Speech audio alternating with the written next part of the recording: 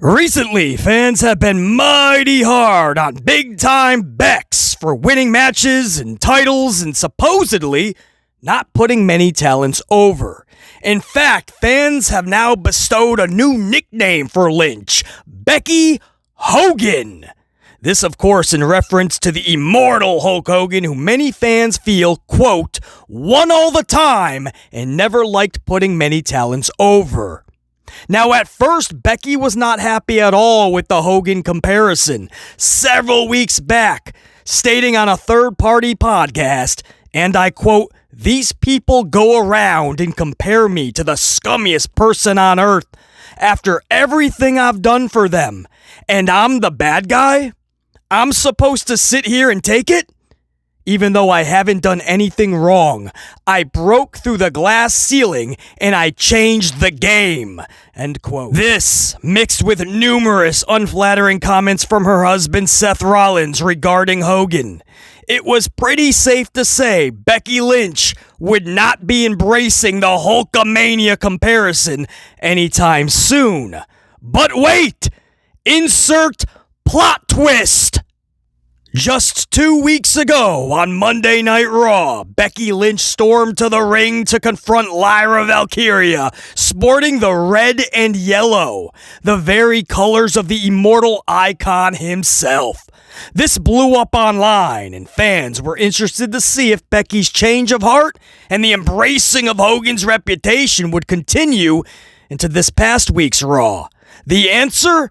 Absolutely. For the second week in a row, Becky entered the squared circle sporting the red and yellow. Red outfit and yellow wrist tape bands. And this time, Becky Hogan would double down and take it a step further, telling the live crowd and those watching on Netflix that nobody should be angry. At Evolution, she just did what she always does. Won the match, walked away with her title, and held everyone down.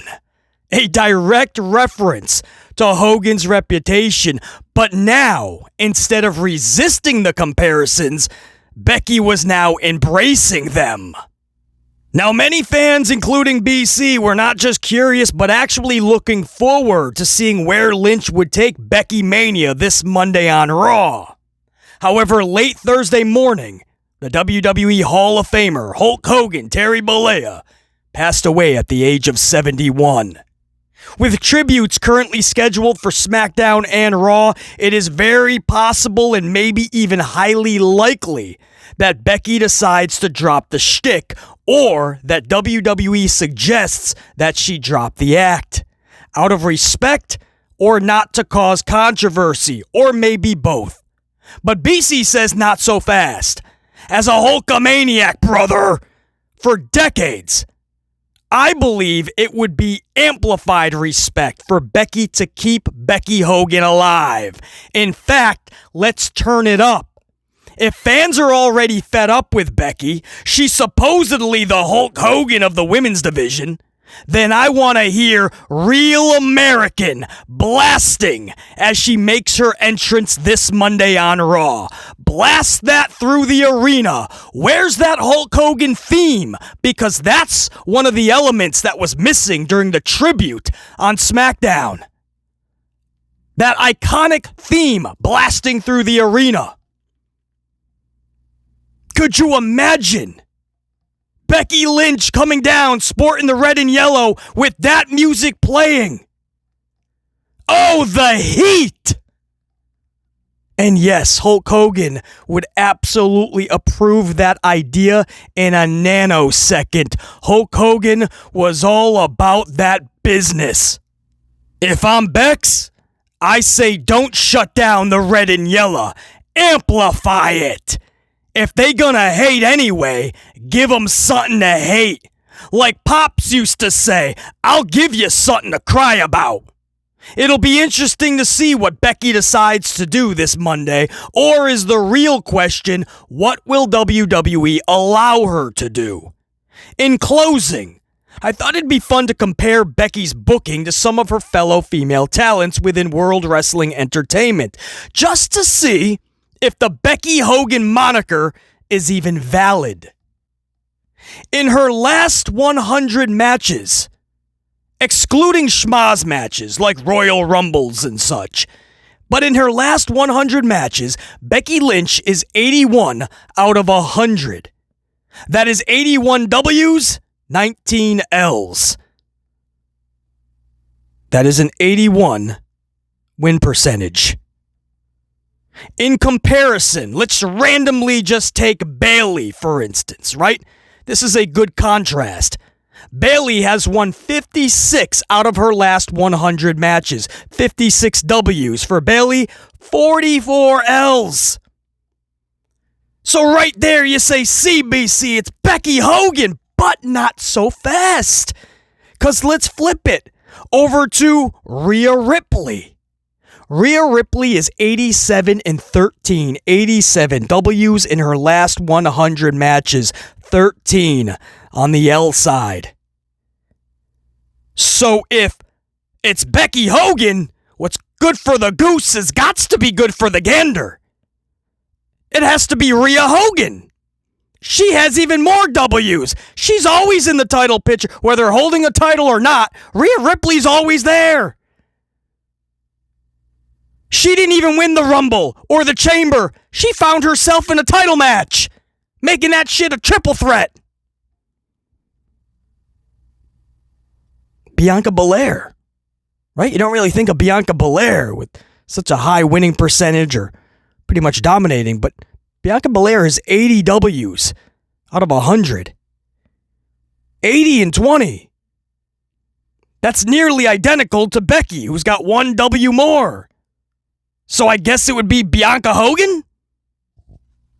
And I know the one name you guys want me to go over for the stats, her last 100 matches. Give us the numbers for Charlie Flair, BC. But here's the thing, I can't even properly do that. Because ironically, Charlotte Flair is disqualified from this conversation. Because to account for the last 100 matches of Charlotte Flair, you'd have to go all the way back to early, like February, March of 2022. 2022. To now, just to get 100 Charlie Flair matches. Legit. That's nearly 4 years. Nearly all of 2022, 2023, 2024. We're more than half a year into 2025. That's unacceptable. Back in the day, wrestlers would wrestle 200 to 300 dates in a calendar year. 200 to 300. Sometimes twice. Sometimes 3 times in a day. It's taken Charlie Flair 4 years to get 100 matches.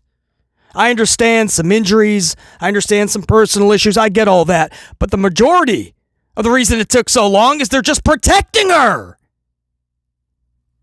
They try to protect Charlie Flair. She's the golden child. And for 10 years, nothing they do with her is connecting. They're trying again with the tag team thing. Stick her with Alexa. The crowd loves Alexa. Did you hear the response Alexa got at Royal Rumble? Did you hear the outrage when we kept Alexa off of WrestleMania? We put Charlie in that title match, and they booed. So if you're Becky, I say roll with it. Rock that red and yellow. Hit the Real American theme. Hogan would love that, man. He would stop his match right now with Warrior just to tune in to what Becky Lynch is doing. Have some fun with it. Get nuclear heat. I think the fans will actually get a kick out of it, man. Real American is blast. I mean, they didn't even play that for the tribute on Friday night. Usually after they come back from the 10-bell salute or the video package, the music is bumping. Right, like they did with Warrior and so many others. Let the music bump. Ironically, wildly, I believe it's the lead singer of who sings that Real American theme. He passed away just a few months ago, I believe, correct? So how wild is that? So maybe they don't have the rights to it? I would pay for the rights, something. I always thought that was already as far as rights go, already in the WWE's arsenal. But whatever you got to do, play the theme. Really buy into it. Play into it. Especially with all the news right now with Hogan, man. To see Becky really start to play in that recently with the red and yellow. Oh, man, to see that stop now at a time where we should go full throttle with it? Nah. They called you Becky Hogan. You just played into it. Keep it amplified. Be legit. Do not quit. Give them something to cry about. If they gonna hate, give them something to hate. BC in the unit. Until next time. And there will be that next time. Top guys, we're out. And BC saying check you. Salut, unit.